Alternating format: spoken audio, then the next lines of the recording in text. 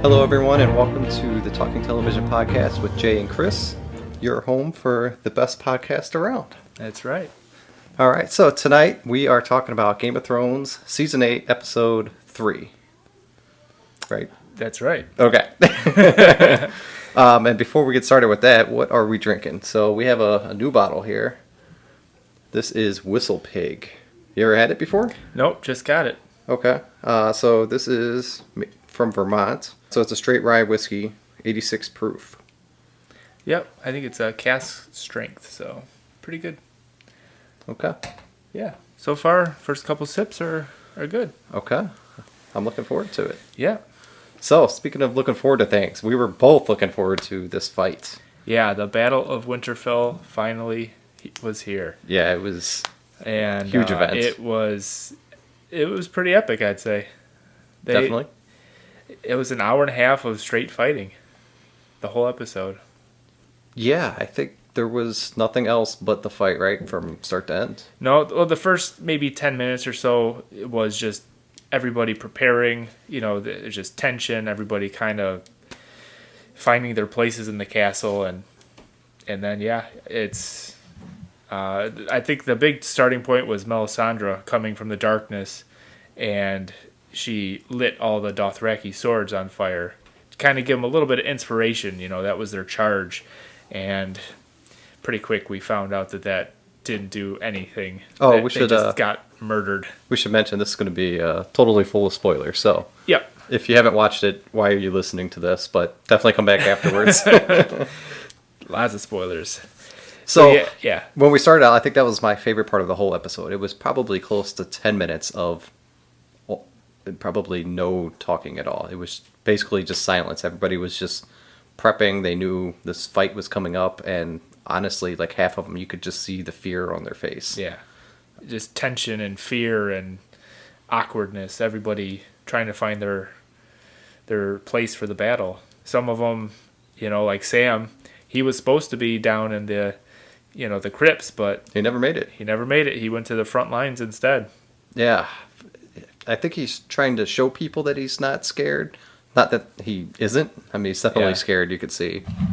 Well, personally, I think he should have stayed in the crypt because he wound up costing Commander Ed Jolett his life, protecting him. You know, he fell down numerous times in battle and had other people help him up. Yep. And it wound up costing one of his fellow Night's Watch people their life. The first, battle scene, yeah, like I said, we saw them run out with the swords on fire. They run out, they're going to attack the dead, or so they think, and then slowly you just see all the lights extinguish out in the dark. I thought that was great. Yeah, that was a really good visual. And from the vantage point of us seeing that is where Dany and Jon Snow are watching, you know, with the two dragons from up top on the mountain. And after seeing that, Dany, she kind of breaks with the plan of what they had in place. You know, they were supposed to sit tight, wait for the Night King to show up with the dragon, and then attack, 2-on-1 when they had the upper hand. But after watching all of her people, her Dothraki, basically just get wiped off the face of the planet, she hopped on her dragon and took off. Yeah, she had a moral issue with, seeing them all die. And she was just sitting on the sidelines. She had to know it was coming sooner or later, though. Mm-hmm. But, so that kind of started the whole battle off on a awkward foot. Their plan, which they didn't really explain to us, but you could tell it was off. Mm-hmm. When she took off on the dragon, you saw Jon was like, oh, I guess I got to follow her too. Yeah, then he's not going to sit there by himself now. No, and the two of them are on dragons for the entire episode, which is kind of cool. I think the only time we've ever seen that. Yeah, and they were doing pretty good work, until the Night King kind of blew in the storm. Let's say made everything foggy. They couldn't see. Made everything foggy, and the ice and wind was really blowing up. They were taking out hordes of them, which is kind of what I think they should have done to start with. Mm-hmm. Instead of sending, their massive Dothraki, their cavalry, to their death, they should have just... They were sitting there. Obviously, they knew where the enemy was. They just take them out with the dragons. But they didn't do that. No. And it cost them. So flying around in the clouds there and all the smoke, I think we got probably the prettiest shot of the night when they get up above the clouds. There's just the moonlight, and it's real still and calm and everything. I thought that was really nice looking. But then they get back into the clouds and it's just, chaos. You can't really see what's going on. They actually ran into each other a couple times while flying. And Yeah, chaos was a good word for it. mm-hmm. When the Night King finally showed up, he was, in the cover of the clouds, he was kind of, a little cat and mouse game. He was getting the upper hand. Mm-hmm. And I think a couple of times they wound up running into each other, and they had to call it off there. They had to go back to fighting the ground troops until they could find them a little bit more clear shot. But speaking of the visuals, I didn't notice it too bad where we were watching it, but a lot of people complained about it being really dark. Yep. And not only that, but bad quality video. Just blurry and Pixelated. Yep. yeah, so there was a lot of that going on. I noticed it a couple times here and there, but not as bad as some other people. No, I think it depends on where you're watching it. Some people are watching on, live, some are DVR, some are streamed. And I heard some of the streams, the quality wasn't as good, but if you watch it on Monday, you can get the higher 4K quality streams. And I also saw that the best quality streams out there is HBO through Amazon, if you don't have cable. Okay. So if you subscribe through there, apparently they have the highest bit rate and everything. So That's good to know. yeah, maybe somebody has lower bit rate or too many lights on in the room. I mean, we had everything off, so you could really see Yeah. the deep blacks on the screen.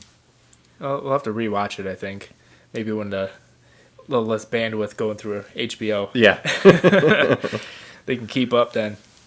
One thing I noticed too once the fight started, because it was kind of just a bum rush attack from both sides, but honestly I thought the editing was kind of sloppy. Some of the scenes were either just super zoomed in on the faces and you could kind of see something going on around them, but you couldn't really see what.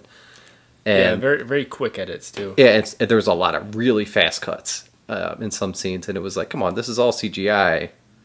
You didn't actually have to cut it that fast. You could show the back and forth a few times, before switching to a different camera angle and stuff. But Yeah, I think, with how long it took them to film that battle sequence, it would have been nice to see. We talk about it all the time, a nice long shot. yeah, I mean, this would have been the perfect time to kind of just have the camera go from maybe the top of the castle down through a couple, main character fights. yeah, it wouldn't even have to be across the 3-4 minutes, just even 20-30 seconds. I think you could get a really cool shot in there. Yeah, that would have made it just over the top.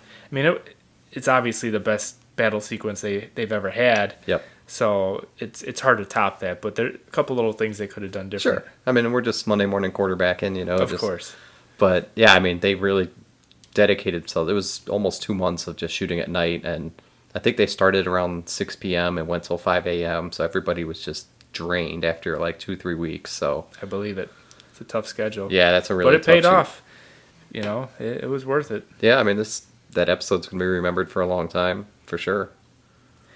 What else about the fight So stuck out to you? something that you mentioned while we were watching was they were trying to get the moat lit on fire because they were losing. They were trying to retreat back, and they kept shooting arrows and stuff at it. Yeah, they had a couple people out there with torches trying to light it who got instantly killed. Sure, But then they decided, well, hey, let's form a little barricade. And right, which is smart.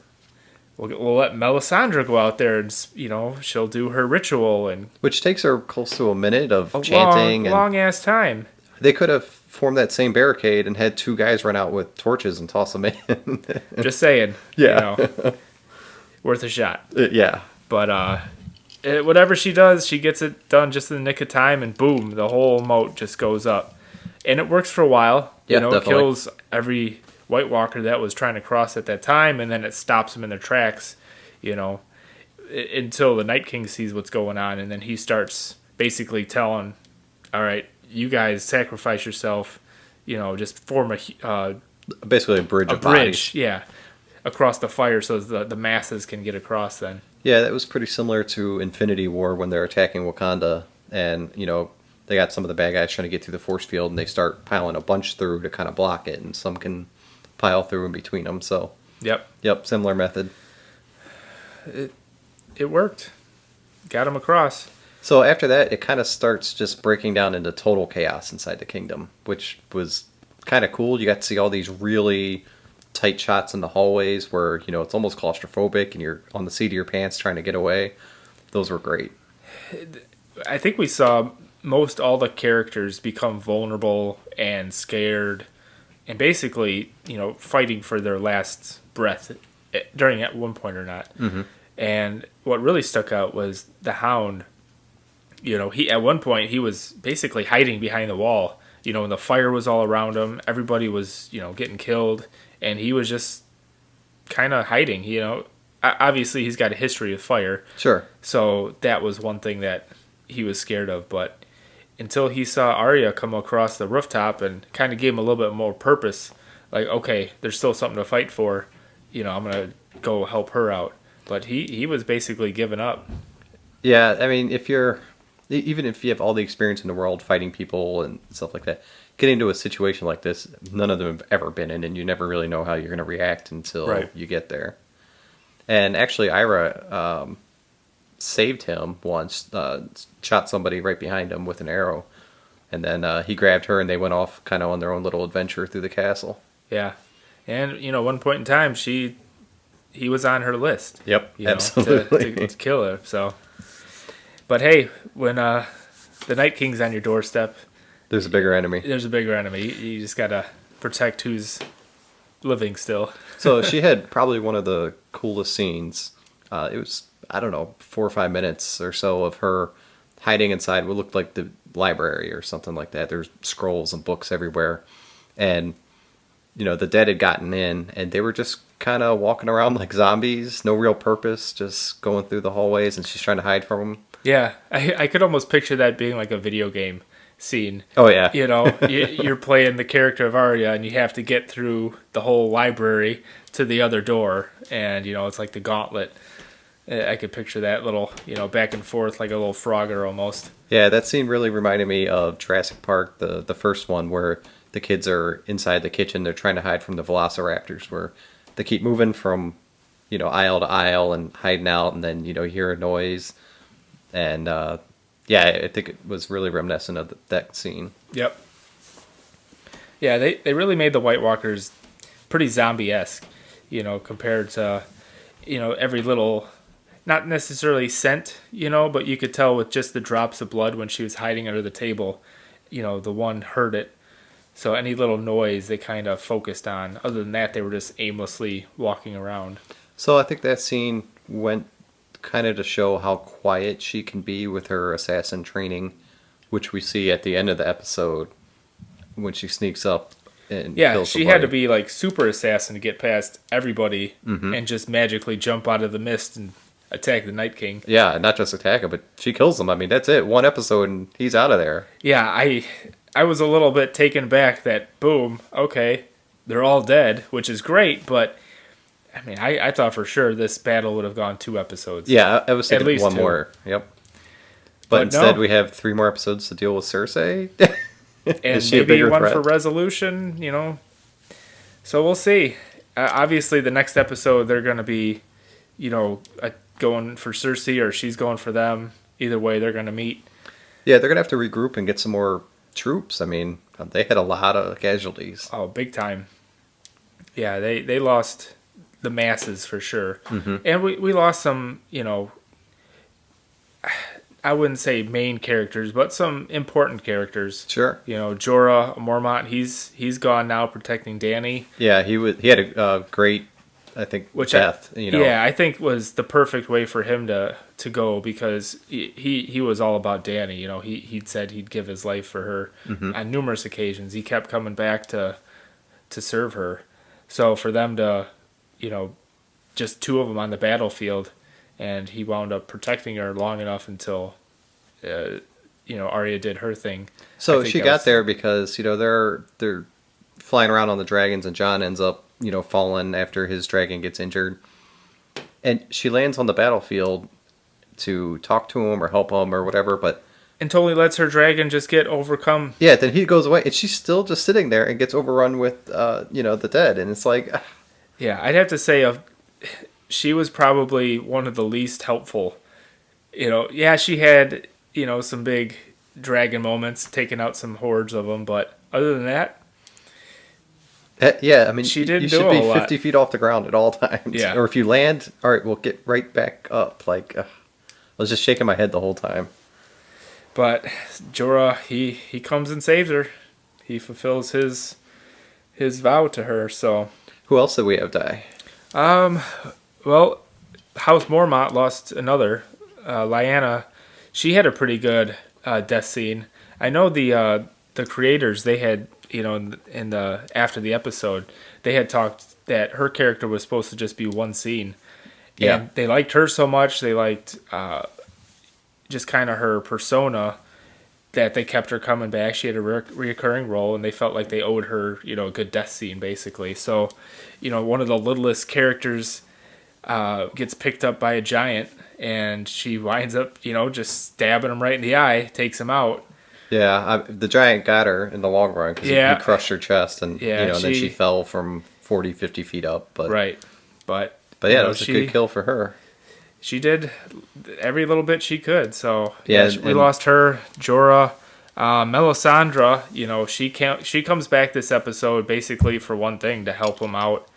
And without her, they would have been hurting. She's the one that reminds Arya that you've got a purpose here. You can kill the White Walkers. And kind of gives her the motivation to say no to death, and leads her to the Night King. But with all of her past, she really couldn't stick around. She had run her course. So we see her walking away after the battle. She takes off her necklace, and her youthful looks go away, and she just kind of withers away and dies. Yep, she's gone. Before daybreak, like she said. Yep. So I don't know if she made up for all of her past sins, but she definitely tried, I think, and realized her time was up. Yeah, there's nothing left for her to do. Obviously, all the White Walkers are dead. Yeah, all of them. The Ice Viserion, the dragon, he's no more. Speaking of which, he was, heat of the battle with Jon Snow, and Jon Snow got up and yelled at him. Yeah. I don't know what his thought process was behind that, but, I guess he got lucky there. Yeah, he was kind of pinned behind a rock there at the end of the episode. And obviously he wanted to kill the dragon, but he really didn't stand a chance against that dragon. So I think everybody was at their last point. All the characters, they were down to, their backs were against the wall. All their support troops were gone. It was just them. Even in the crypts, the crypts is crazy. All the dead arose from the caskets, and they were attacking the women and children. Yeah, there's a lot of predictions for that online too. Everybody said, "Hey, there's dead in there. Why are you going to hide in there?"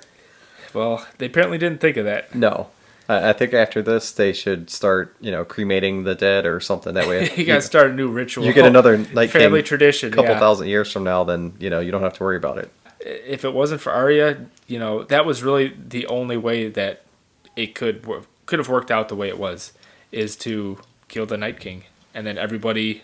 They were assuming everybody under his command would then be dead. Yep. And luckily it worked out that way. So we finally get back to where Bran's been hanging out for the entire episode. He doesn't move much. No, he's been sitting under the tree, right? And what's the tree called? The Godswood. Godswood, okay. And he's been doing his three-eyed raven thing through the whole episode, and they never actually explain what he's doing. They briefly showed, the ravens flying through, and you can see the dragon. But that was the extent of it. They he was didn't show basically just a anything decoy else. for the whole episode. Yeah. I mean, it worked. He was a good decoy, and he got the Night King to come after him.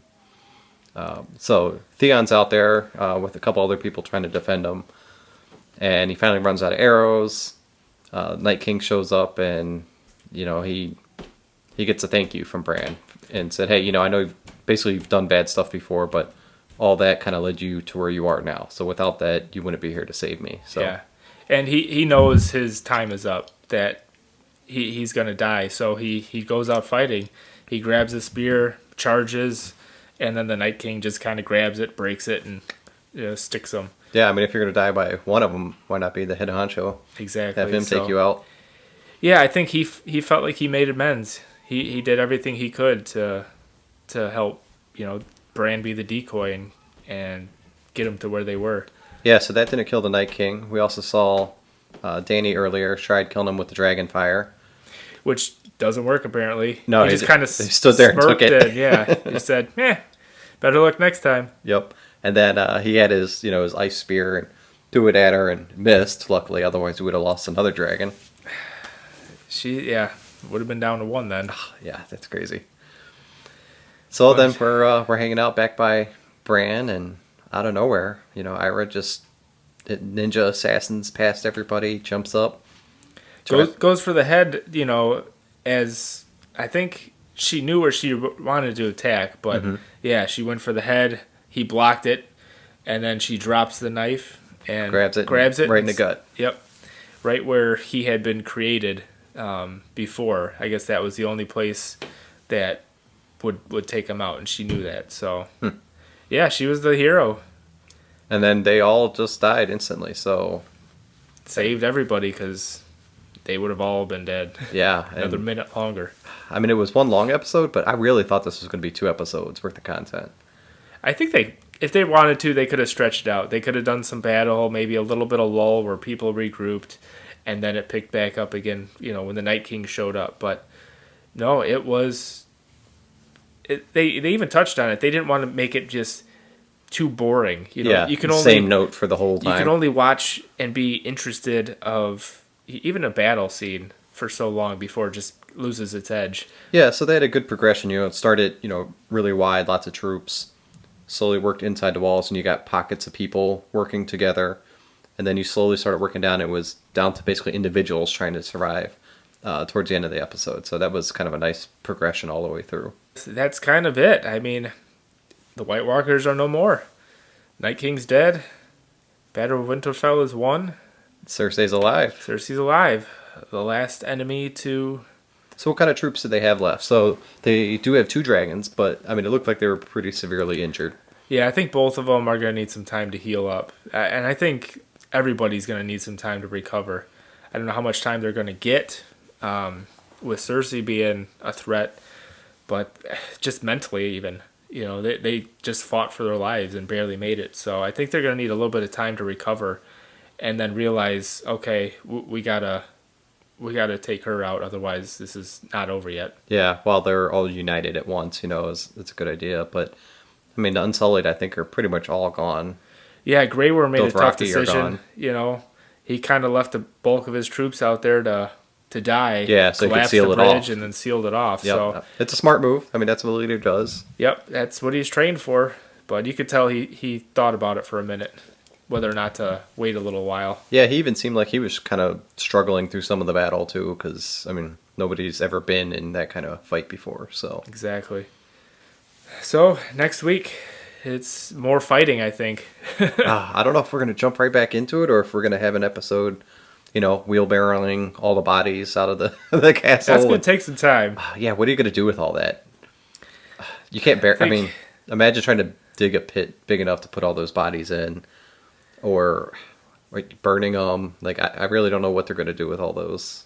Let the wildlife at them first, I guess. guess. That's a smart move. But you got to at least get them outside the city walls, Or just move. Oh, it's got to build a new castle so bad somewhere else. Just call it a lost cause, Yep. So, you think it's going to be battle the whole episode? I think they're going to... It might just be like episode 2 was. They kind of got on the doorstep. All the prep. We've got to recover, and then they're going to start prepping, and then probably episode 5 is going to be another battle. Yeah, I think that's a good idea. 4 recovery, 5 another battle, and then I've been saying this whole time, I think 6 is just going to be a, post-war, what everybody's doing. And then we get to see who sits on the throne. Yeah, it'll be interesting. Yeah. Maybe nobody will. Maybe they'll all be dead. It's possible. Thanks for joining us tonight. We really appreciate it again. Yep. And if you haven't watched Warrior, check out our other episodes of Warrior. I think you'll really like it. It's also has some really dark filming scenes, just like HBO does. It's a theme now, I guess. Yeah. Otherwise, you can find us on YouTube, Apple Podcasts, and anywhere else on the Twitter, internet. Instagram, Facebook, Southport Media. Please like, subscribe. We'll keep coming out with new content. Let us know if there's anything you guys want to see. and we'll talk about it. Okay, awesome. Yeah. Well, cheers. Thanks, everybody. Cheers. Thank you. See ya.